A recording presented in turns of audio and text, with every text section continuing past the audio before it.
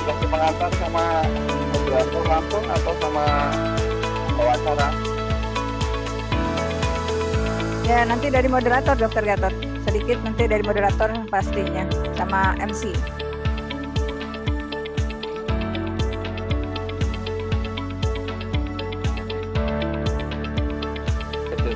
Ya, dari panitia, dari Dokter Tohan dulu ya. Silakan.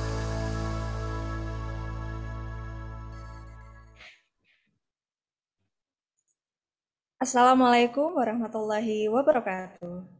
Waalaikumsalam warahmatullahi wabarakatuh. Selamat sore dan selamat datang di Akshogi. Apa saja kutanya Himpunan Onkologi Ginekologi Indonesia.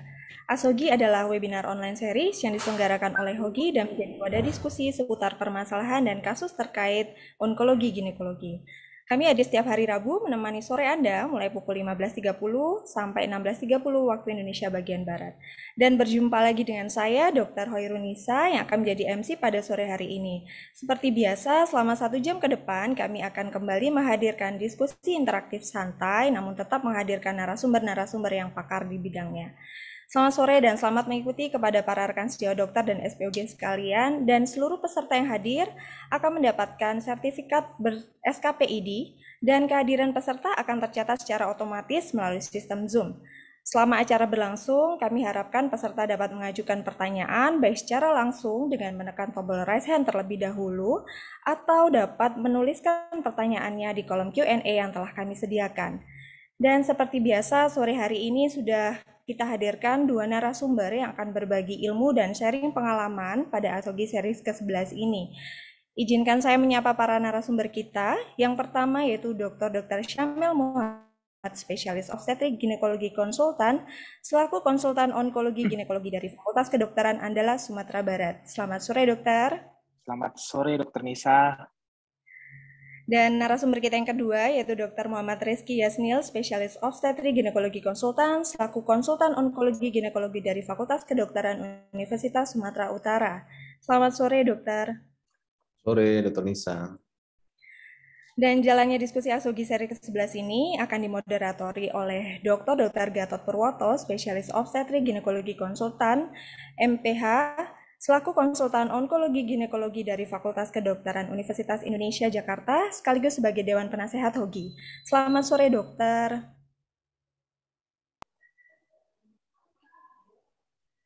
Dan untuk tema yang dibawakan pada Akshogi seri ke-11 sore ini adalah peran SPOG dalam penanganan kanker endometrium. Dan di antara kanker ginekologi yang lain seperti kanker serviks dan ovarium, kanker endometrium ini lebih banyak dijumpai pada stadium yang lebih dini. Sehingga mungkin dalam perannya SPOG umum cukup besar, tidak hanya dalam hal deteksi, diagnosis, melainkan juga tata laksananya. Untuk lebih lengkapnya, sore hari ini kita akan membahas bersama dengan para pakar-pakar yang telah kita hadirkan. Namun sebelum memulai diskusi Akshogi, selanjutnya adalah sambutan oleh Ketua Hogi yang akan diwakilkan oleh Sekjen Hogi. Kepada Dr. Tovan Widya Utami, spesialis obstetrik ginekologi konsultan, kami persilahkan. Ya, terima kasih Dr. Nisa. Selamat sore. Bismillahirrahmanirrahim. Assalamualaikum warahmatullahi wabarakatuh. Salam hormat dan salam sehat kita semua. Jadi alhamdulillah Akshogi untuk sore ini sudah memasuki seri ke-11 ya pada tanggal 16 Februari dan kita ketahui sudah mulai di bulan Desember ya tahun 2021 yang lalu. Jadi dalam hal ini saya mewakili Ketua Hogi kita yaitu Dr. Brahmana Askandar. Jadi beliau menyampaikan salam untuk semua teman-teman SPOG dimanapun berada. Alhamdulillah yang sudah menjadi followers ya followers dari Akshogi ini. Alhamdulillah mudah-mudahan hal yang sederhana yang kita bisa share ini adalah bisa bermanfaat untuk teman-teman semua. Jadi izinkan saya di sini ada guru saya ini Papi Gatot ya, Dr. Gatot ini tangannya sudah banyak matanya ya, jadi operasi nggak perlu lihat lagi dalam Papi Gatot nih. Jadi alhamdulillah ini adalah buah karya dari ya pastinya adalah guru-guru kami dari Prof. Andriono, Dr. Gatot sebagai Ketua Hogi maupun Sekjen Hogi sebelumnya dan juga tentu inspirasi dari prakarsa dari Dr. Brahmana saat ini. Jadi alhamdulillah terima kasih banyak kepada teman-teman yang sudah begitu konsisten ya dan penuh dedikasi untuk mewujudkan ASHOGI ini, yaitu Dr. Hoirunisa yang selalu hadir sebagai artis kita setiap sore di setiap bulan ya di hari Rabu. Kemudian juga Dr. Birama, kemudian Mbak Lucy, juga Mas Alan. Terima kasih banyak atas dedikasinya semua ya. Kemudian juga pastinya ini saya izin kepada Dr. Gatot selaku guru saya yang akan menjadi moderator pada sore hari ini, dan juga Dr. Syamel dan Dr. Yasnil ya. Jadi pada sore hari ini kita akan membahas tentang penanganan kanker endometrium oleh SPOG. Jadi peran SPOG dalam penanganan kanker endometrium. Mungkin teman-teman sejawat yang sudah pernah mengikuti ASHOGI seri sebelumnya memang sudah pernah dibahas tentang hiperplasia endometrium. Jadi kita tahu endometrium itu merupakan suatu natural history ya, dari satu hiperplasia endometrium pada endometrium tipe 1 ya. Jadi nanti kita akan dengarkan dari pakar-pakar ini bagaimana kita bisa mendeteksi, apakah kalau misalkan sudah terdeteksi dalam satu stadium yang awal seperti apa, apakah bisa kita rujuk dari awal atau bagaimana, apakah bisa ditangani oleh teman-teman sejawat di tempat masing-masing atau bagaimana. Jadi kalau kita tahu di sini ada beberapa hal ya yang mungkin penting sekali, hot issue yang ada di dunia, bagaimana endometrium itu adalah sangat bisa untuk dideteksi dini. Jadi bedakan antara screening dan early diagnosis ya. Jadi ini kita perannya dalam deteksi dini kanker endometrium sehingga bisa kita temukan dalam diagnosis yang sangat awal, bukan screening gitu ya. Jadi tentu nanti kita akan dengarkan secara lengkap dari paparan para narasumber yang pakar-pakar di bidang ini ya. Mudah-mudahan dapat bermanfaat. Sampai jumpa di ASHOGI seri berikutnya ya. Mudah-mudahan pada sore hari ini banyak sekali pertanyaan yang bisa kita bahas ya. Mungkin itu saja dari saya. Sekali lagi terima kasih banyak atas segala hal yang sudah disampaikan, yang sudah disumbangkan. Mudah-mudahan acara kita akan terus sustain dan akan bermanfaat untuk kita semua, terutama untuk pasien-pasien kita ya. Baik, itu aja dari saya. Terima kasih banyak. Mohon maaf atas hal-hal kurang berkenan. Terima kasih. Wassalamualaikum warahmatullahi wabarakatuh. Waalaikumsalam. Baik, terima kasih Dr. Tovan atas sambutannya. Untuk selanjutnya adalah diskusi ASHOGI yang akan dipandu oleh moderator kita sore ini. Kepada Dr. Gatot Purwoto, spesialis obstetrik ginekologi konsultan MPH, kami persilahkan. Baik, terima kasih Dr. Nisa dan Dr. Tovan atas kesempatannya pada acara sore hari ini untuk ASHOGI pada seri ke-11 nih ya, 16 Februari 2022. Untuk judul kali ini adalah, tadi sudah disebutkan, adalah peran dokter SPOG, OB/GYN, dalam penanganan kanker endometrium. Tadi sudah disebutkan bahwa kanker endometrium ada yang tahapnya masih lesi awal, ada yang masih hyperplasia, bahkan mungkin membingungkan atau memudahkan. Ada juga yang masih udah kanker endometrium tapi masih di stadium 1, low risk. Tentu ada juga temuan-temuan baik diagnostiknya maupun temuan kagetan ya atau unpredictable pada tindakan operatif. Bagaimana mengantisipasi supaya supaya memberikan pelayanan yang terbaik buat para dokter, khususnya dokter OB/GYN onkologi yang beri peluang kepada dokter OB/GYN umum dan juga bagi para dokter OB/GYN ataupun siapapun yang mungkin interest dalam ikut menangani kasus-kasus. Untuk itu hari ini kita akan ada menampilkan dua pemberi materi atau pembicara, yaitu Dr. Syamel Muhammad, SPOG, konsultan onkologi dari Padang, dan yang kedua adalah Dr. Muhammad Rizky Yasnil, SPOG onkologi dari Medan. Keduanya nanti akan memberikan materi dan mungkin kesempatan diskusi biar dipandu sekalian nanti setelah kedua pembicara menyampaikan materinya. Nanti mungkin sisa waktu yang akan baik digunakan untuk para peserta webinar ini untuk bisa menyampaikan pertanyaannya baik melalui chatting atau melalui question and answer, atau mungkin ada kesempatan bisa menyampaikan langsung. Silakan untuk menyingkat waktu supaya waktu untuk diskusi nanti panjang, kepada Dr. Syamel untuk menyampaikan bahan materinya dulu supaya memancing diskusi. Silakan Dr. Syamel. Baik, terima kasih Dr. Gatot. Dr. Gatot ini guru saya dari UI, walaupun saya dari Unpad, tapi beliau juga banyak membimbing kami untuk ini ya, untuk menjadi onkologi. Jadi izin dok, ini saya ada sedikit share screen ya, mungkin untuk memancing materinya. Oke, jadi ini ya. Jadi kanker endometrium, apa itu kanker endometrium? Kanker endometrium itu sebagai ini untuk membahas sedikit aja dok untuk pembuka, itu kanker yang asalnya itu dari dinding dalam rahim atau dari endometrium. Mungkin kalau untuk waktu saya juga belum sekolah, saya sering sulit membedakan apa bedanya kanker endometrium dengan kanker dari corpus uteri, dengan kanker atau sarkoma uteri. Jadi kalau kanker endometrium adalah memang kanker yang berasal dari endometrium. Gejala khasnya sudah pasti itu biasanya ada perdarahan. Bisa juga nyeri kalau dia memang sudah ada penyebaran. Dan juga seringkali bisa keluar cairan. Jadi kanker endometrium ini sebenarnya itu lebih banyak ditemukan pada negara-negara yang maju karena dia cenderung terjadi pada usia tua atau dia salah satu pengaruh dari degeneratifnya. Negara kita sendiri sebenarnya insidennya sudah mulai banyak karena angka harapan hidup di kita juga sudah makin banyak, sudah makin usianya makin tua. Kebanyakan memang itu ditemukan di atas 50 tahun, bahkan kalau datanya itu paling banyak adalah di usia 63 tahun. Secara garis besar, kanker endometrium tadi sudah disebutkan juga oleh Dr. Taufan, ada 2 tipe, ada yang tipe 1, tipe 2. Tipe 1 ini adalah tipe yang terbanyak, dia memang berasal dari ada hiperplasia, kemudian nanti akan terjadi mutasi gen, baik itu mutasi KRAS, PTEN, dan lain-lain yang berubah menjadi kanker endometrium yang tipe endometrioid. Tipe 2 itu lebih jarang, namun dia sebenarnya akan lebih cepat perkembangannya karena dia mutasi gennya pun lebih pada gen yang lebih sangat berperan, itu P53.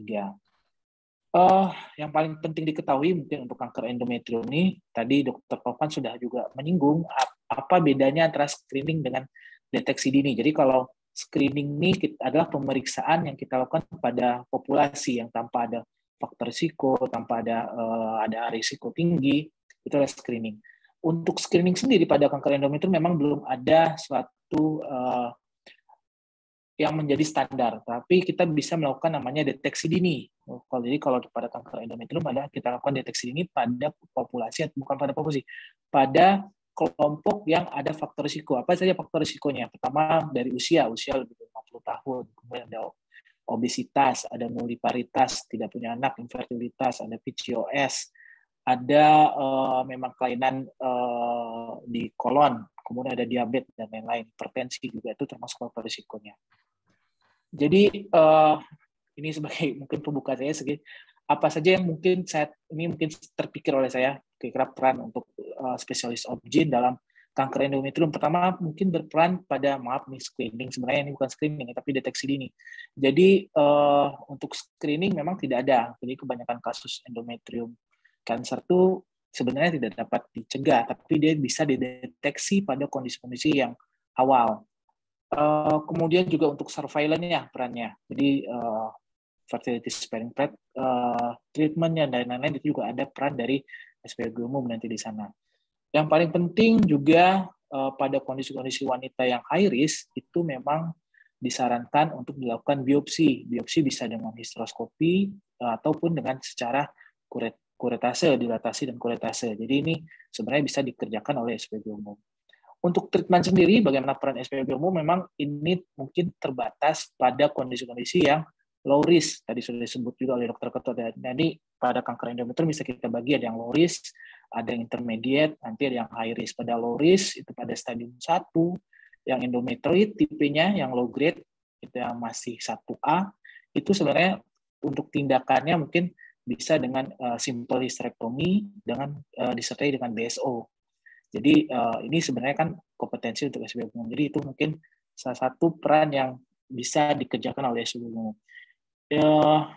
Demikian yang mungkin yang bisa saya sampaikan, Dr. Gatot, sebagai pembuka diskusi kita. Nanti saya banyak belajar dari Dr. Gatot sendiri, dari Dr. Yasnil juga tentang ini, kita diskusi bersama-sama. Terima kasih Dr. Gatot.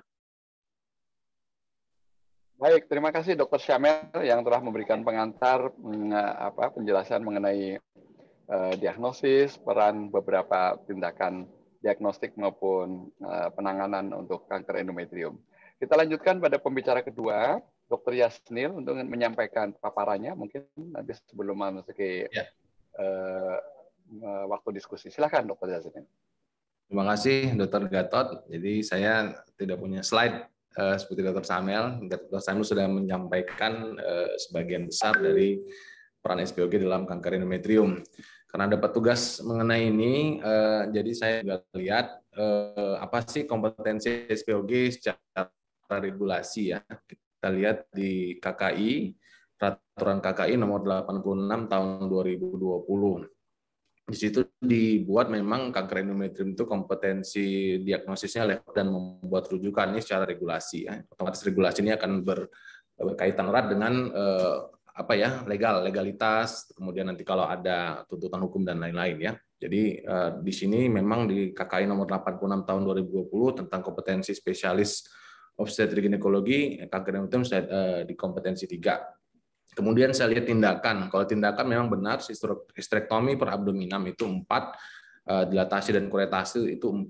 Cuman memang untuk histeroskopi itu masih level 2. Laparoskopi yang standar ya, yang standar untuk untuk endometrium stadium awal itu kan laparoskopi itu juga masih level 2. Kemudian saya gali lagi apa sih yang lebih penting, ternyata di USG ginekologi ya, USG ginekologi dasar itu level 4 sama USG yang mengarah ke ganasan level 3. Artinya memang sudah mendekati hampir bisa mendiagnosis sampai penuh. Kemudian kalau untuk yang level 4 ke penuh full itu adalah hiperplasia endometrium. Jadi kalau dilihat di sini memang diagnosis itu yang memegang peran utama. Kalau saya dari pengalaman sehari-hari memang endometrium ini jarang kita miss karena memang gejalanya jelas ya, gejalanya adalah abnormal bleeding. Kita tahu dari pasien-pasien ginekologi kita, kalau dulu saya sebelum konsultan mungkin dari seluruh pasien, dari 100 pasien per bulan, mungkin obstetrik itu ada 80, 20 lah pasien ginekologi. Dari 20 pasien ginekologi mungkin ini sebagian besar keluhannya adalah abnormal uterine bleeding ya, bisa gangguan haid, bisa perdarahan di luar haid dan lain-lain gitu ya. Yang kemudian sisa 4 mungkin ada kelebihan, 10-20%-nya ingin punya anak gitu ya. Dan mungkin 5% saja yang hanya ada benjolan dan lain-lain. Jadi memang abnormal uterine bleeding lah pintu utama masuk untuk mendiagnosis suatu kanker endometrium. Akan tetapi kita harus ingat, selain perdarahan, gejala dari kanker endometrium adalah vaginal discharge ya. Jadi vaginal discharge itu tidak melulu punyanya sea cervix atau punyanya vulvovaginitis ya, tapi juga punyanya SIA endometrium ya. Karena ada kasus yang kita jumpai kanker endometrium tanpa perdarahan, tapi yang ada vaginal discharge. Kemudian gejala tidak spesifik lainnya itu seperti gejala SIA ovarium seperti dispepsia dan lain-lain ya. Itu jarang, tapi yang 2 utama ini yang hampir selalu ada. Kalau nggak tidak perdarahan, yang setelah kita evaluasi, setelah ada keluhan seperti ini, kita harus mengevaluasi usia ya, dari sisi usia apakah kita harus bagi 2 ya, premenopause dan postmenopause. 80% kanker endometrium didiagnosis di usia di atas 50 tahun. Jadi hanya 20% saja yang di bawah 50 tahun.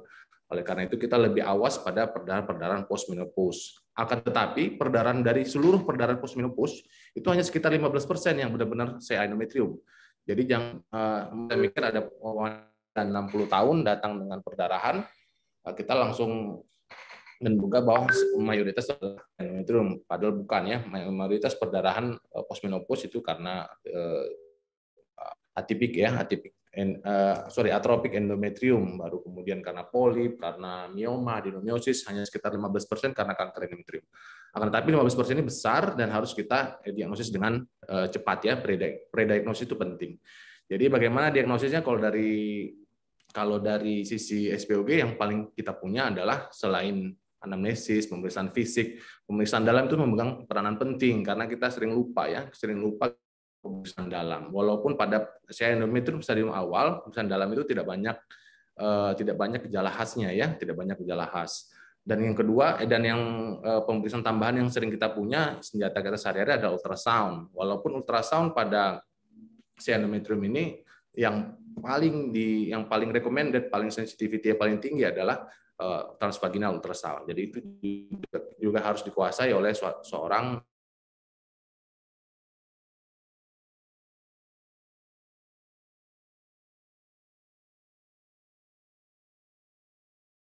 tentunya adalah bentuk dan besar ukuran uterus, baru kita harus bisa memvisualisasi seluruh endometrium mulai dari fundus sampai cervix sampai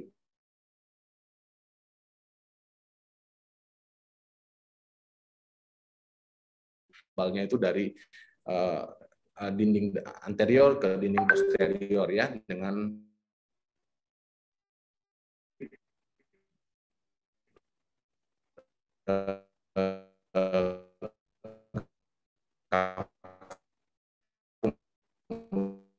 jadi kalau misalnya ada cairan dan lain-lain. Jadi dari awal kecurigaan seperti ultrasound khususnya ketebalan endometrium atau mungkin hiperplasia pik atau hiperplasia endometrium atau adanya polip atau ada mioma uteri, submukosum atau adenomyosis dan lain-lain. Lalu next step diagnosisnya adalah tentunya biopsi ya, biopsi dengan kuretase endometrium. Jadi kalau dulu kita diajarin kuretase bertingkat ya, leveling ya dari endocervix, endometrium, tapi sekarang kayaknya langsung endometrium saja kalau tidak ada kecurigaan keganasan cervix. Sering di skip sama kita gitu ya. Jadi sering di skipnya yang pertama kalau saya lihat di kasus di lapangan itu yang sering di skip pemeriksaan dalam. Yang kedua yang sering di skip adalah pemeriksaan USG transvaginal. Akhirnya diagnosisnya nggak ada gitu. Jadi pasiennya hanya dipulangkan dengan pemberian obat-obatan seperti aseprexamat ya, kemudian pulangin, habis itu kemudian sebulan kemudian datang lagi berulang, dan ini harus didiagnosis dengan tepat. Kemudian setelah didiagnosis, bila tepat diagnosis kuretase, baru dapatlah diagnosis endometrium. Di mana peran SPOG kalau itu low grade ya, low grade endometrioid adenosea, disitulah peran dari SPOG.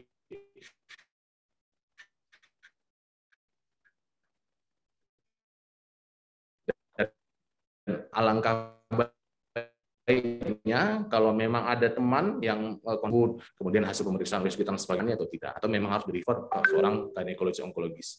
Saya rasa itu saja sebagai pembuka. Dr. Gatot, mungkin selanjutnya diskusi atau pancingan dari Dr. Gatot. Terima kasih. Baik, terima kasih Dr. Yasnil atas paparannya, dan terutama menekankan untuk reminding supaya beberapa dokter yang dalam pengalaman sehari-hari tidak melupakan beberapa prosedur, mulai dari diagnostik sampai kesimpulan sebelum tindakan. Kita masih ada waktu, kira-kira mungkin setengah jam. Jadi baik sekali kita gunakan untuk diskusi. Mungkin dalam forum diskusi ini, Dr. Anissa, saya membaca di ini atau langsung membuka audio atau yang bertanya, supaya mungkin lebih memudahkan pengungkapan pertanyaannya lebih direct, atau mungkin kalau boleh ya nanti kalau yang bertanya bisa dibuka ya, bisa langsung di kolom Q&A bisa langsung aja ya, karena itu nanti supaya saya tidak mengulang-ulang membaca, nanti nggak apa-apa saya meluruskan pertanyaannya apa gitu. Jadi kepada para peserta tadi sudah diarahkan, boleh langsung juga nggak apa-apa, nanti siapa dari mana nanti akan saya pandu ya. Dari question us ini ada yang masuk, siapa nih? Izin bertanya, kuret diagnostik didapatkan atipik ya, berapa lama dan diobservasi. Oke, sementara menunggu masih ada pertanyaan ini. Karena ini pertanyaannya jelas, boleh disampaikan. Jadi ada pertanyaan, kalau dari DC atau dari kuretase didapatkan hasil PA adalah atipik, umum lah katakanlah ya, ini mungkin dokter umum.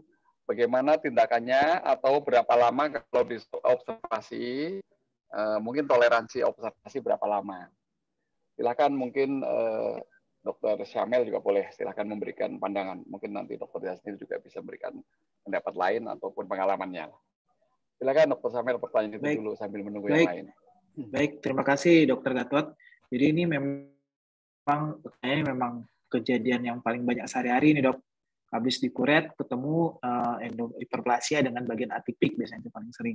Jadi kalau memang ketemu seperti ini, terutama seringkali ini kan pada usia reproduksi nih, dan biasanya masih ingin mempertahankan rahimnya atau masih ingin punya anak.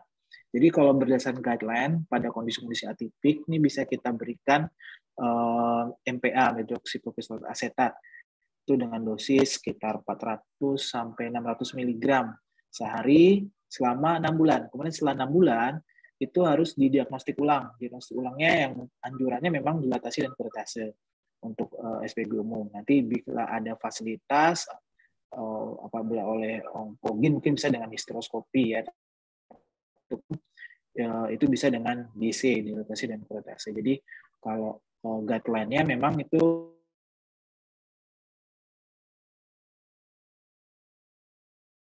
nanti setelah 6 bulan didiagnostik ulang untuk DC-nya. Mungkin itu yang bisa pengalaman saya, Dokter Gatot, dari Dokter Yasnia mungkin.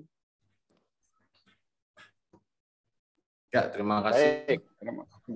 Ya, silakan Dokter Yasnia mungkin memberikan pengalaman juga nggak apa-apa. Mungkin ada variasi terapi atau fasilitas yang ada atau tindakan yang mungkin. Karena memang penanganan kanker itu sebetulnya kalau walaupun ada guideline, ada namanya ada personalized medicine. Jadi sangat unik. Tiap pasien mungkin ada berbeda. Termasuk dokternya dengan fasilitas berbeda. Silakan mungkin Dokter Yasnil punya pengalaman ataupun arahan yang berbeda dalam ini. Terima kasih Dokter Gatot. Memang hiperplasia atipikal kita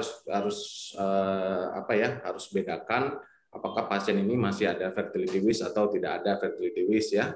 Itu yang pertama. Kalau memang ada fertility wish, maka kita anjurkan atau kita tawarkan alternatif terapi ya. Karena terapi utamanya dari hiperplasia atipik adalah histerektomi atau pengangkatan rahim. Itu yang pertama. Itu yang harus ditekankan sama pasien. Yang kedua, kalau memang masih ada fertility wish, maka boleh diberikan terapi alternatif ya, seperti medroxyprogesterone asetat atau megestrol asetat ya. Megestrol asetat kalau MPA tadi dosisnya sesuai dengan Dr. Samel. Kalau pakai megestrol kita pakai 160 mg. Tapi juga ada sekarang kan ada itu ya, ada device ya, intrauterine device yang produksi levonorgestrel itu juga lebih ya Mirena ya, levonorgestrel IUCD ya. Jadi bisa juga diberikan boleh tunggal kalau untuk yang hiperplasia atipik ya, tapi kalau yang untuk usia endometrium stadium awal jadi combine dengan progestin. Kalau untuk yang hiperplasia atipik kita bisa berikan intrauterine device tadi ya cukup 6 bulan nanti dievaluasi. Memang lebih cost-nya lebih mahal ya, tapi lebih nyaman ya, fit and forget 6 bulan dievaluasi. Baru setelah dievaluasi ternyata ada regresi dari endometrium tersebut, akan dianjurkan untuk segera punya anak ya, karena memang rekurensi dari hiperplasia atipikal ini cukup tinggi. Jadi misalnya bisa kembali lagi 2 tahun, 3 tahun kemudian. Hampir mirip dengan si endometrium stadium awal yang masih ingin punya anak. Itu Dr. Gatot. Baik, terima kasih.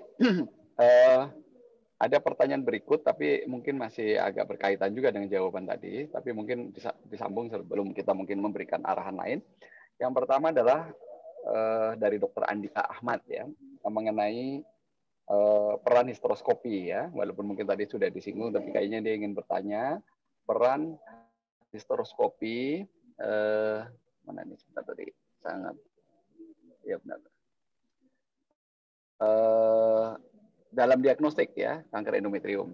Yang kedua kayaknya berkaitan lagi nih, mungkin saya pada usia muda di sini dicontohkan umur 29 nih. Ada pertanyaan dari Dr. Andika juga, atau di pertanyaan berikut juga sama, pada sudah terdiagnosis dengan kuretase atau didapatkan adenokarsinoma. Di sini disebut misalnya well differentiated. Di bawah juga ada yang bertanya masih diferensiasi baik. Apalagi dia umurnya masih muda, belum punya anak. Apakah masih dimungkinkan pemberian terapi tanpa harus diangkat rahimnya, keinginan pasien maupun mungkin juga di lemak usia ya. Jadi pertanyaannya bagaimana pandangan dari dokter pada usia muda, kuretnya dapat data adalah adenokarsinoma grade 1 atau diferensiasi baik, well differentiated. Dokter Yasmin mungkin bisa membantu tadi karena pertanyaannya histeroskopi dan dilanjutkan dengan pandangan yang kedua tadi. Silakan. Terima kasih Dr. Gatot. Jadi ini pertanyaan dari Andika Aribi ya. Jadi memang apa sih peran histeroskopi untuk diagnostik pada kanker endometrium? Histeroskopi sangat bermanfaat ya sebenarnya kalau terutama untuk lesi-lesi yang vokal. Karena yang tahu kuretase biopsi baik dengan people yang di office ya, nggak pakai bius dan lain-lain, cuma pakai memanfaatkan suction kuret saja, pakai people, itu ada kemungkinan miss dari seluruh area endometrium kalau lesi kanker endometrium itu vokal ya, tidak difus di seluruh endometrium. Karena kita bayangkan endometrium itu seperti barrel 360 derajat ya, barrel pipi yang 360 derajat. Kadang-kadang kalau kita pakai people saja, biasanya yang paling sering terambil itu di bagian anterior. Kalau kita putar dikit, paling putar ke arah salah satu arah gitu ya. Atau kalau kita pakai kuretase diagnostik yang sistematis, kuret sistematis mungkin bisa terambil semua. Itu pun dari penelitian banyak juga ada juga beberapa yang miss kalau itu lesi vokal. Jadi disitulah peran histeroskopi diagnostik. Bagaimana kita tahu lesi itu vokal atau difus? Mungkin sebelumnya. Jadi kita di diagnosis pre-biopsi itu adalah dengan ultrasound transvaginal. Jadi kita harus benar-benar menguasai ultrasound transvaginal. Kita harus lihat dari kontur dari endometrium itu, apakah kelihatan seluruhnya, apakah penebalannya itu difus atau cuman segmental, ataukah ada bagian-bagian endometrium yang memang aneh ya, atau tidak tervisualisasi katanya, ada unvisualized dari endometrium, tidak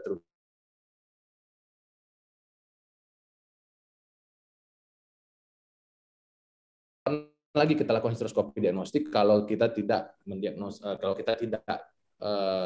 tidak melakukan USG transvaginal dengan baik. Misalnya ada keluhan, kemudian kita lakukan kuretase, hasilnya itu tidak sesuai, tidak concordance antara keluhan dan diagnosis klinis kita dengan hasil dari biopsi dari kuretase kita. Kita lanjutkan gold standarnya dengan histeroskopi diagnostik sehingga kita bisa lihat ya, karena tidak blind ya, kita bisa lihat langsung mana lesinya dan kita bisa lakukan biopsi. Mungkin di situ Dr. Gatot kalau histeroskopi ini, Dok. Apa saya lanjutkan atau? Baik. Ya, lanjut nggak apa-apa. Dr. Samuel, pendapat itu tadi mengenai penanganan konservatif deh. Kayaknya pertanyaan yang paling sering buat kita kalau ada pasien-pasien yang diketahui demikian, atau mungkin juga dari teman sejawat, termasuk pasien-pasien itu, tadi saya nangis ya. Pasien nangis, sedih, tapi belum punya anak, umurnya masih muda. Silakan, mungkin punya pengalaman pendapat ataupun guideline yang bisa ditangani dengan terapi konservatif. Baik. Terima kasih Dr. Gatot. Jadi menambahkan sedikit nih Dr. Gatot dan Dr. Yasnil ya. Jadi memang pada kondisi yang sebenarnya kalau untuk kanker endometrium kan seringnya pada usia tua. Artinya dia sudah memang tidak memiliki fertilitas. Cuman yang menjadi masalah saat dia usia muda, kapan kita putuskan itu apakah kita langsung histerektomi atau kita bisa konservatif. Untuk kalau pengalaman dan guideline ya, itu memang bisa ada syarat-syaratnya yang mana kita bisa konservatif. Pertama dari tipenya harus yang tipe endometrioid dan dia sebaiknya yang low risk, yang grade 1 atau diferensiasinya well differentiated dari pertanyaannya. Kemudian berapa lama? Jadi untuk terapinya bisa dengan MPA atau mesogestral itu selama 6 bulan. Dosisnya tadi sudah disebutkan 400 mg MPA, kalau itu 160 mg. Kemudian setelah 6 bulan dilakukan diagnostik ulang. Diagnostik ulangnya kalau yang terbaik tentu ya kita harus lihat kan histeroskopi. Tapi kalau boleh dengan dilatasi dan kuretase itu juga lebih baik karena akan terambil seluruhnya. Yang penting kita harus ada informed consent yang jelas pada pasiennya. Jadi kita kan artinya kita konservatif nih. Kita harus ada close follow up. Jadi pasiennya memang harus di follow up ketat, jangan sampai nanti loss dia. Dan berapa lama untuk bisa ditunggu? Nah, artinya kan dia harus berusaha hamil ya. Ini memang pengalaman saya mungkin belum sebanyak Dr. Gatot nih, tapi biasanya itu kita beri waktu 1 tahun ya. Coba nanti kita pengalaman Dr. Yasnil dan Dr. Gatot juga. Biasanya kalau dalam 1 tahun memang tidak berhasil hamil, memang tentu harus dan apabila memang ditemukan lagi dari diagnostiknya ulang masih endometrioid, tentu itu harus dilakukan histerektomi untuk terapi definitifnya. Nanti dia akan ART misalnya dengan bayi tabung. Yang perlu diwaspadi, bayi tabung ini juga biasanya itu diberi obat-obatan yang tinggi estrogen. untuk proses bayi tabungnya. Dan ini harus hati-hati juga terhadap kejadian si endometriumnya. Jadi memang batasannya observasi 6 bulan, diagnostik ulang. Jika nanti dia hasilnya sudah regresi, disitulah untuk program hamil. Jika tidak berhasil juga, baru lakukan tindakan definitifnya. Tindakan definitifnya histerektomi. Batasannya biasanya yang kita ambil kalau di sini 1 tahun ya. Tapi itu coba nanti pengalaman dari Dr. Gatot atau Dr. Yasniel ya. Mungkin itu Dr. Gatot yang bisa saya tambahkan. Baik, terima kasih penjelasannya ataupun beberapa pengalamannya, Dr. Samuel. Pertanyaan ini di kolom chat ada, mungkin Dr. Yasmin bisa menambahkan, malah mungkin pertanyaannya ini dari teman sejawat ini. Bagaimana memilah kanker endometrium yang bisa dikerjakan oleh obgyn umum dan supaya tidak upstaging, istilahnya mereka upstaging. Mungkin menurut saya tidak upstaging ya, supaya tidak inadequate sebenarnya. Jadi bagaimana memberi kisi-kisi. Sebenarnya itu memang tujuan dari acara ini begitu, tapi nggak apa-apa mungkin disarikan. Kira-kira kelompok mana atau kriteria mana yang mungkin secara secara screening atau kriteria pemilihannya pas. Oh ini bisa. Mungkin apakah mulai diagnostiknya, apa mulai. Kalau tindakannya sih memang sebetulnya histerektomi total, HTSOP itu semua bisa semua. Tapi memang kehati-hatian supaya pas gitu. Nah, mungkin ini pertanyaan ini dari Dr. Very Great ya. Jadi dari teman sejawat mungkin bisa dibagi gambaran-gambaran umumnya supaya kita sama-sama sambil mungkin argumennya. Silakan Dr. Yasnil mungkin menambahkan pengalamannya. Ya, terima kasih Dr. Gatot. Mungkin untuk yang tadi ya, yang konservatif tadi. Yang konservatif tadi memang hampir mirip juga konservatif. Apakah bisa dilakukan atau dikerjakan oleh SPOG dan kasus-kasus apa saja yang bisa dikerjakan oleh SPOG kalau dia tidak konservatif ya, kalau dia dilakukan histerektomi total dan BSO. Jadi yang pertama kita harus evaluasi diagnostik dengan kuretase atau dengan histeroskopi. Kita harus dapat hasil PA. Hasil PA itulah yang menentukan apakah dia bisa konservatif atau tidak. Itu entry point pertama. Jadi dari hasil PA tersebut yang bisa konservatif atau yang bisa ditangani oleh SPOG umum adalah yang endometrioid adenokarsinoma yang grade 1 atau grade 2. Jadi dia kalau di binomial classification kan ada low grade, ada high grade. Jadi grade 1 dan grade 2 itu diklasifikasikan sebagai yang low risk ya atau low grade. Kemudian itu yang entry point pertama. Entry point kedua yang harus dievaluasi adalah invasi ke miometrium ya. Invasi ke miometrium ini yang harus benar-benar dievaluasi, bisa dengan ultrasound transvaginal atau dengan MRI. Kalau kita sudah memang ahlinya dengan ultrasound, maka ultrasound transvaginal sensitivitas atau akurasinya sangat tinggi. Tapi kalau kita bukan ahlinya, sebaiknya kita melakukan MRI ya, MRI kontras daerah pelvik untuk evaluasi apakah ada invasi ke miometrium atau tidak. Kalau tidak ada invasi ke miometrium dengan low grade endometrioid adenosea, maka ini adalah kandidat untuk dilakukan konservatif treatment. Tentunya harus ada fertility wish. Kalau tidak ada fertility wish atau hampir tidak mungkinlah ini hamil, misalnya usianya masih 45 tahun atau 46 tahun, tapi masih pengen hamil, punya sumber dayanya tidak cukup, maka ya sebaiknya di-abandon ya yang alternatif ini, karena primary treatment tentunya adalah operasi. Baru setelah yang pertama adalah PA tadi, endometrioid adenosea, yang kedua adalah grading, yang ketiga adalah invasi ke miometrium, dan yang keempat adalah fertility wish. Baru kita bisa melakukan konservatif treatment pada suatu endometrium. Dan ini, apakah ini boleh dikerjakan oleh sejawat obgyn umum? Silahkan. Saya rasa ini kalau dari saya tidak ada masalah. Akan tetapi itu tadi saya bilang, konsultasi dengan obgyn onkologi itu sangat sangat baik ya, karena kita akan membuka wawasan. Jadi bisa saja kita punya teman onkologi, mungkin nggak punya teman onkologi, pasti punya teman onkologi. Tinggal ditanya aja, kita punya data pasien seperti ini, apakah cocok ini untuk apa? Untuk dilakukan konservatif atau cocok ini saya tangani? Itu saya rasa krusial sekali. Dan kita kan komunikasi tidak sulit ya. Jadi itu yang paling krusial saya rasa, konsultasi setiap kasus, case by case konsultasi dengan onkologi. Kemudian secara kalau dia untuk operasi pada penanganan SPOG umum sama kriterianya seperti kriteria konservatif tadi, tapi mungkin invasi miometrium tadi tidak perlu tidak ada invasi miometrium, tapi invasi miometrium di bawah 50% dari ketebalan miometrium itu atau stadium klinis stadium 1A itu bisa dikerjakan oleh SPOG. Kenapa? Karena memang dan hasil PA-nya tadi juga ada LVSI ya, kalau masih bisa dievaluasi dari kuretase ada hasil LVSI-nya, LVSI negatif, grade 1 atau grade 2, invasi miometrium di bawah 50%, itu tidak perlu dilakukan limfadenektomi ya, tidak perlu dilakukan limfadenektomi. Jadi itu bisa dikerjakan oleh SPOG umum. Akan tetapi itu tadi case by case kita harus konsultasi dengan obgyn onkologi karena secara legalitas kanker endometrium kompetensi SPOG itu 3 ya, jadi harus di bawah supervisi. Itu Dr. Gatot. Baik, terima kasih Dr. Dasnil atas penjelasannya yang saya kira cukup paham. Kita masih punya waktu cukup lumayan juga nih, berapa sekitar masih ada 20 menit lagi, tapi nggak apa-apa, kita sambil menunggu. Apa-apa nanti kalau ada pertanyaan lagi silahkan diajukan atau langsung bahkan bisa direct ya, bisa telepon langsung.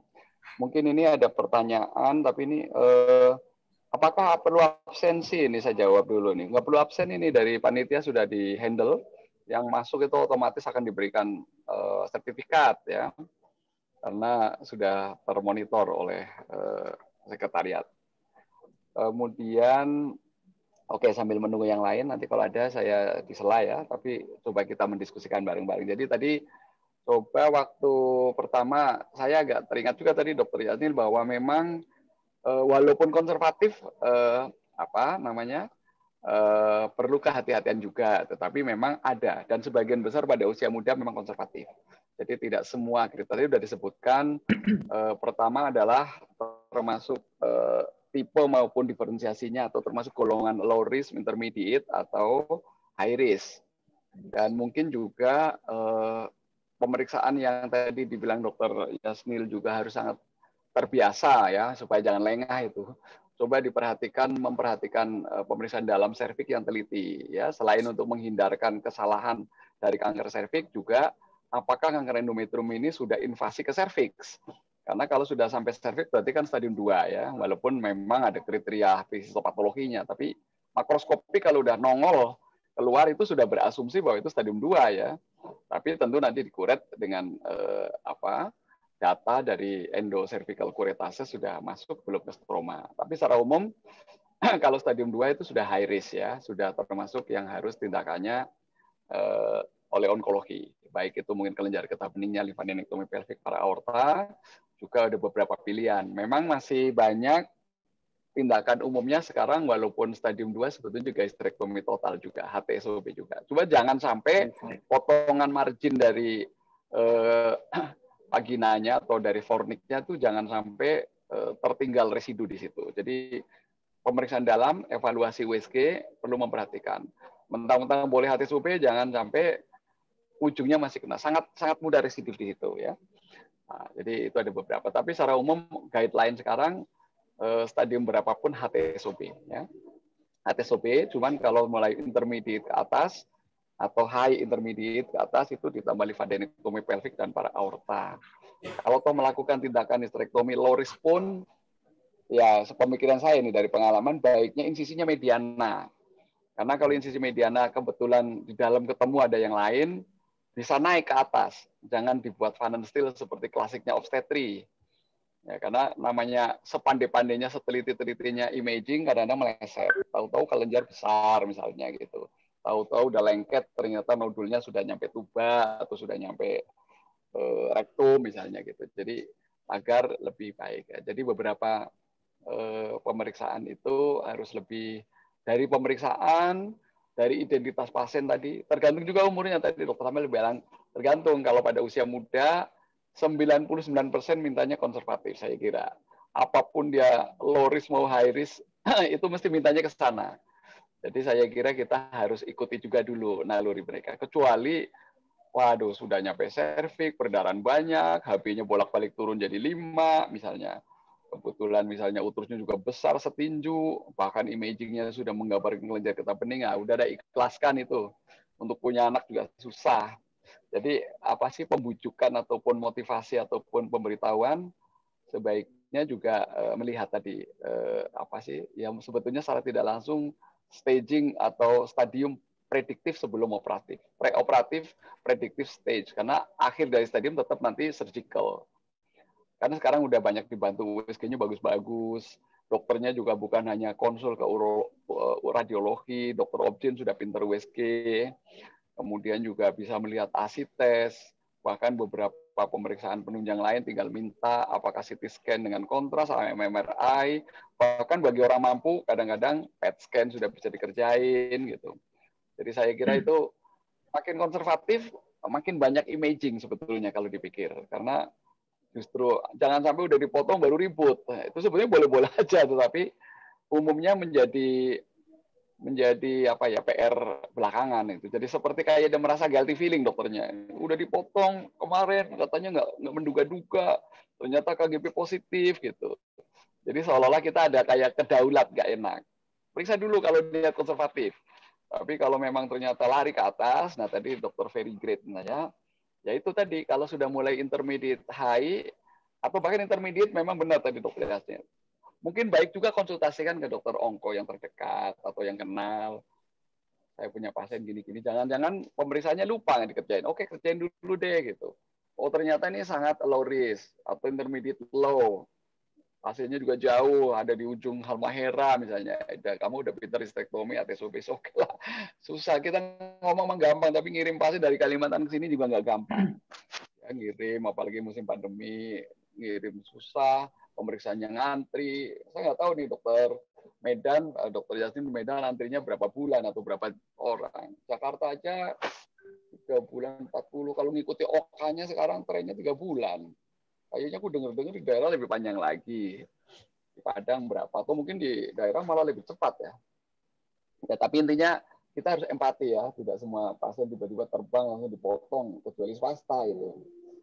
Jadi gitu, kira-kira memang mulai dari kemudian kalau mau konservatif, kalau sudah mulai menengah, kecuali yang benar-benar sudah mengarah bahwa ini low risk, ya udah hati. Oh demikian juga pemikiran saya sebaiknya apa istilahnya tadi mediana. Kalau ada apa-apa jadi dokter mengulang, apa mengulang operasi, apa mau menambah durante op konsul, atau mau apa sih radiasi atau kemo barangkali, jadi tidak terlalu jauh salahnya. Nah kita harapkan tepat semuanya, tapi tidak merepotkan dokter onkologi juga.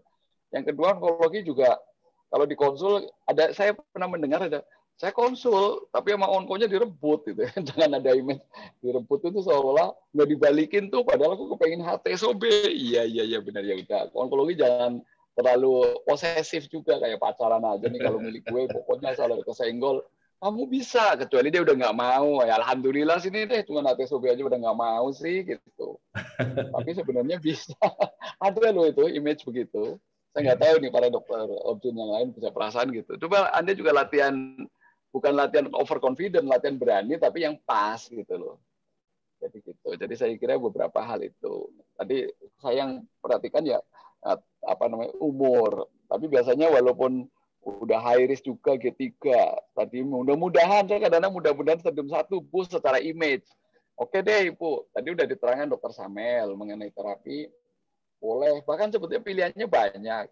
Progesteron MPA ataupun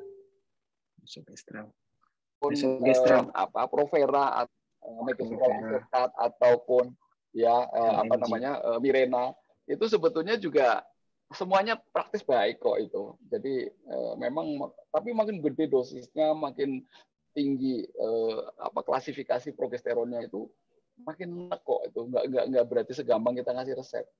Ada yang nggak tahan itu. Belum lagi kalau dia punya penyakit lain, autoimun, pembuluh darah, ada hiperkoagulopati, segala macam, itu nggak gampang itu. Jadi beberapa hal harus diperhatikan. Tapi pada dasarnya kanker endometrium kalau sudah nggak dibutuhkan uterusnya, paling baik memang suruh histerektomi dulu dah, ngomongnya harus begitu. Tapi kalau dia minta karena alasan tertentu, misalnya pengen punya, ada sih memang dalam banyak udah terapi, harus dievaluasi benar apa dari gejalanya, USG-nya tebal endometrium, mungkin kuret ulang, banyak yang remisi.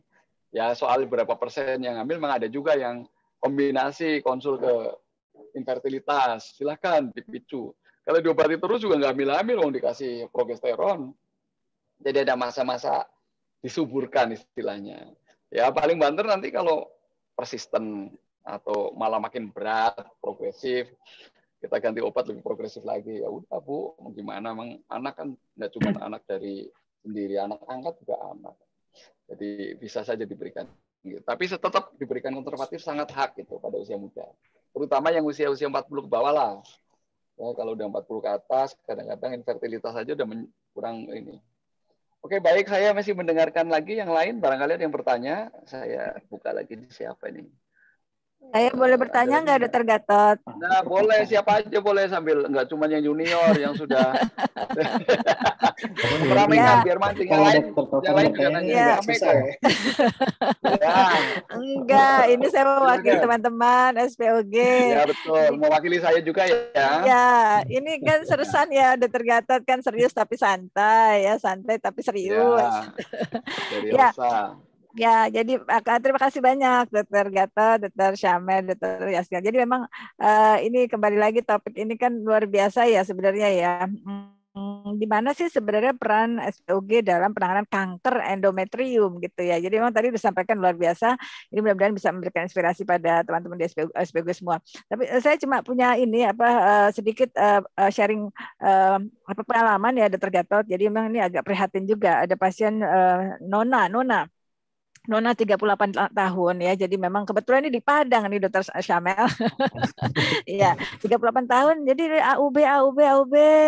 Kemudian dia datang ke SPOG dikasih progestin tanpa melihat bagaimana patologi di endometriumnya gitu ya. Kemudian tentu karena Nona jadi mereka bingung juga untuk mendapatkan histotype ya, histologi dari endometriumnya. Jadi memang message dari Dokter Syamel tadi sama Dokter Yasmil sangat menyentuh ya. Jadi artinya memang kita bagaimanapun harus mengetahui histotype-nya ya Dokter Syamel ya. Jadi karena tipe 1 jelas itu bisa ditangani oleh obgyn umum non-onkologi, tapi kalau histotype yang kedua kan susah ya, tidak bisa itu karena beda betul-betul behaviornya beda gitu ya. Nah ternyata betul ujung-ujungnya dia CA endometrium dan udah metastasis tulang gitu ya. Jadi artinya luar biasa, ini benar-benar loss, tidak ada diagnosis dini pada kasus ini dan akhirnya pasien berpulang, dia meninggal sampai karena stadiumnya sudah mentok gitu ya. Nah ini ada tips trik nggak ya, mungkin Dokter Syamel, Dokter Yasmil, mungkin pasti nanti Dokter Gatot yang akan memberikan konklusi ya. Di mana sih pada kondisi yang tadi ya, surveillance ya, pemantauan pada kasus-kasus yang berisiko, faktor risiko yang melekat jangan dilepas gitu. Walaupun dia Nona, bagaimanapun kita bisa melakukan modifikasi ya, melakukan suatu histologi histotype untuk beberapa teknik itu bisa ya. Yang kedua adalah tentang myom geburt juga sama. Saya juga punya pengalaman myom geburt itu di tata laksana ternyata di ekstirpasi hasilnya adenokarsinoma gitu ya. Itu bisa, itu unpredicted endometrial cancer. Itu saja mungkin, mudah-mudahan bisa mewakili teman-teman dari SPOG sejawat. Makasih Dokter Gatot. Baik, terima kasih pengalamannya ataupun kehati-hatiannya. Mungkin ada yang mau ditambahkan sekedar untuk meramaikan diskusi topik tadi. Ya Dokter Syamel, pernyataan atau Padang. Dokter. Silakan. Ya Dok. Ya, Dokter dari Padang. Ya, dari Padang. Izin Dok. Jadi memang intinya setiap ada perdarahan abnormal itu, apapun juga, tetap harus kita cari tahu itu apa penyebabnya. Apalagi kalau dia sudah ada faktor risiko untuk kanker endometrium kan obesitas, nulliparitas, seperti yang tadi Nona mungkin usianya tapi sudah lebih dari 30 atau 35, itu hati-hati. Setiap ada perdarahan abnormal, head-nya tidak teratur, apalagi ada nulliparitas, ada hipertensi, ada diabetes, ada riwayat kanker di keluarganya, itu hati-hati, harus dicari histotype-nya. Nah, sekarang yang timbul permasalahan kan dia Nona. Kita tidak mungkin DC kan. Sebenarnya pertama informed consent ya. Boleh-boleh saja kita kuret, tapi dengan informed consent berarti ada kerusakan di selaput darah kan.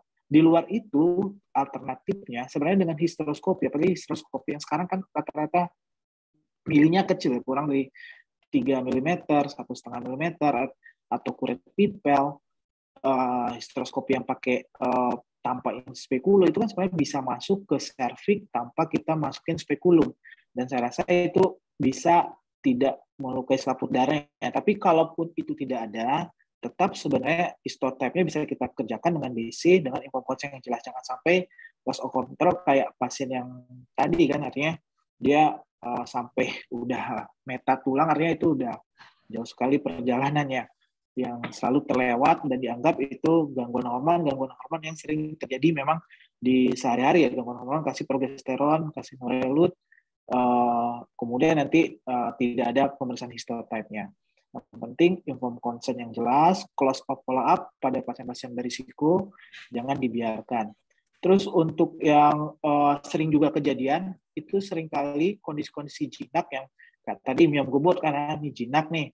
Seringkali, mohon maaf, mungkin ada beberapa yang tidak dilakukan pemeriksaan histopatologi. Jadi karena dianggap ini jinak, ya sudah, akhirnya tidak dilakukan pemeriksaan PA, nanti terjadi residif dengan kondisi yang tentu tidak akan bagus. Jadi setiap ada pengambilan jaringan itu memang seharusnya mungkin ya harus ada pemeriksaan histopatologi. Jadi penting sekali untuk kita ketahui. Dan juga yang paling penting cause of follow-up pada pasien-pasien yang memang dia ada risk factor-nya untuk terjadinya kelainan di endometrium.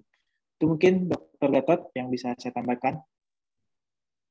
Ya, mungkin saya menambahkan, Dr. Gatot. Ya, silakan Dr. Yasnil, silakan tambahkan. Mengenai kasus seperti ini, memang di kita karena memang virginitas itu menjadi suatu isu penting.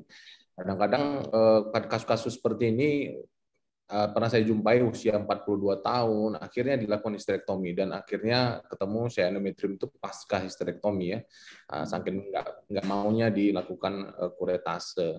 Jadi seperti yang dibilang Dr. Samil tadi, saya lihat faktor risikonya pada pasien itu apa? Ternyata memang obesitas ya, obesitas. Jadi faktor risiko satu penting. Yang kedua, kita harus membentuk report sama pasien ya. Report sama pasien itu kalau itu pasien kita dan kita memang concern kalau dia berulang dengan perdarahan yang tidak respon dengan pemberian obat-obat hormonal, kita harus benar-benar bisa memvisualisasi endometriumnya.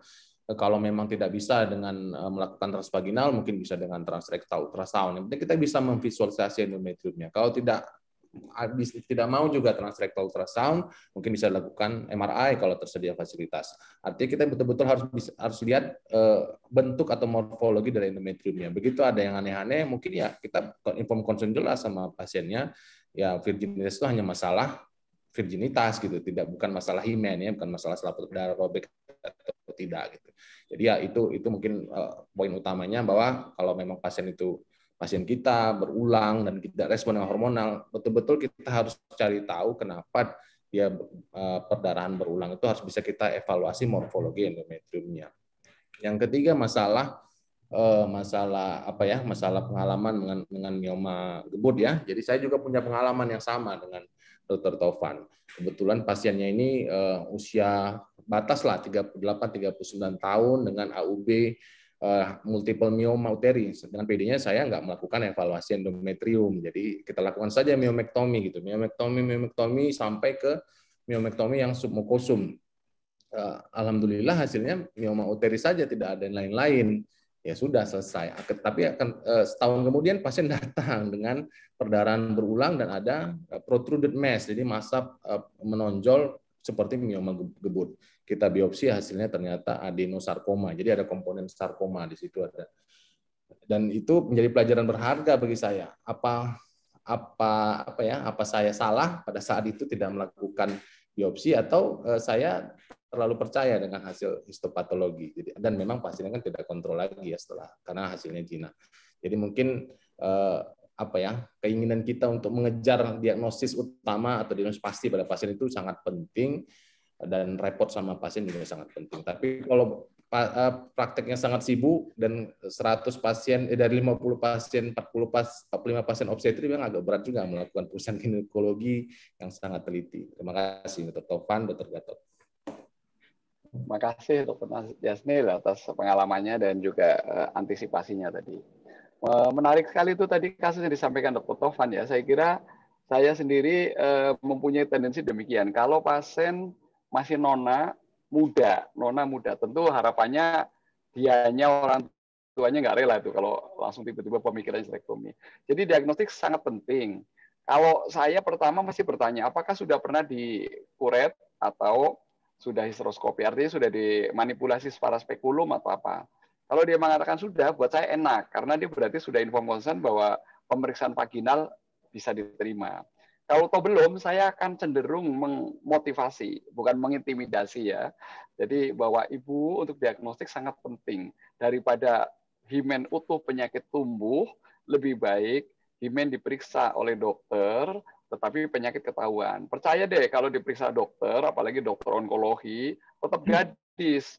Dia tidak akan menjadi tidak gadis gara-gara diperiksa oleh dokter onkologi.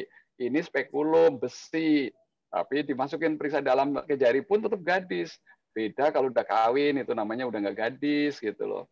Jadi dia percaya kalau dia dikata-kata begitu. Nanti tertulis surat pernyataan oleh saya bahwa ibu himennya rusak tuh karena spekulum medis, bukan oleh karena kawinan. Nah, jadi boleh, biasanya mau begitu, Dr. Tovan. Nah, nanti kalau memang demikian, akhirnya kita tahu. Nah, PA itu jangan canggung kalau kita tidak mendapat keterangan lengkap, minta re-ekspertise baik kepada dokter tersebut maupun dokter lanjut. Kalau perlu ya oke, kalau memang second opinion ya parafin bloknya dipinjam atau kacanya dilihat lagi. Apa benar ini tipenya tadi penting, apa nih yang diferensiasinya baik atau buruk atau jenis lain atau sarkoma tadi. Jadi dengan itu membedakan tindakan lanjutan. Apakah memang sangat layak dikonservatifin atau harus ya tindakan-tindakan yang berat itu. Jadi saya kira memang tindakan itu diagnostik penting. Jadi daripada kita belakangan, saya kira pemeriksaan vaginal sampai serviks itu sampai ostium, kalau perlu tadi juga kuretase ataupun histeroskopi menjadi sangat penting di dalam kalau mau konservatif. Judulnya kecuali nona 50, udah lah Bu, nanti udah diperiksa tapi juga akhirnya histerektomi juga gitu. Jadi beda itu nona muda sama nona usia gitu. Ada Nelly ya, nenek 50 tahun gitu. Itu Dr. Tovan, jadi saya kira pengalaman beda-beda. Ya, siap, Dr. Gatot. Jangan canggung memotivasi untuk periksa dalam dan kasih tahu, tetap gadis. Kalau yang periksa, bilang aja, dokternya udah tua apa masih muda nih? Kalau dokternya masih muda, Om Samel, Om Yasmin. Tapi kalau sama itu dua-duanya saya terima rujukan Dr. Gatot. Ya, kalau rujukan nanti kalau Dr. Tovan nggak boleh ngomong udah senior, udah tua, jadi ngomong masih tante Dr. Tovan. Tante Utami. Oke, jadi saya kira itu menarik sekali pada usia ini, banyak sekali yang pandangan itu, dan umumnya 99% minta konservatif dulu kok. Nggak apa-apa, nggak bahaya banget. Kalau udah terlanjur ya memang harus istilahnya dimutilasi. Kalau masih konservatif ya beri kesempatan dia. Tadi saya bilang, Dr. Samel juga bilang 3 bulan, 6 bulan gitu, nggak apa-apa. Tapi ya diagnostiknya dilengkapi, imagingnya diikuti. Kalau perlu nanti second step untuk diagnostik perlu diikuti supaya tahu respon, remisi, atau mungkin setidaknya tidak progres. Baik, saya kira waktunya sudah cukup menarik, cukup panjang, tapi sudah habis. Kalau demikian, acaranya mungkin nanti disambung pada kesempatan lain lagi. Dan karena waktunya sudah habis, saya ucapkan terima kasih kepada para pembicara, Dr. Syamel, Dr. Yasnil, dan para peserta, serta para penanya yang meramaikan diskusi, Dr. Tovan, dan semua tim yang ada di sini. Sekali lagi saya ucapkan terima kasih. Wassalamualaikum warahmatullahi wabarakatuh.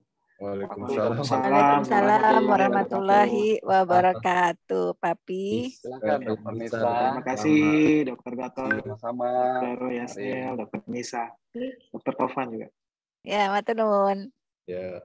Oke, terima kasih dokter. Baik, tampaknya banyak informasi dan pengalaman yang kita dapat tentang kanker endometrium, serta bagaimana peran SPOG umum baik dalam deteksi, diagnosis, dan tata laksana utamanya pada kanker endometrium stadium dini ya.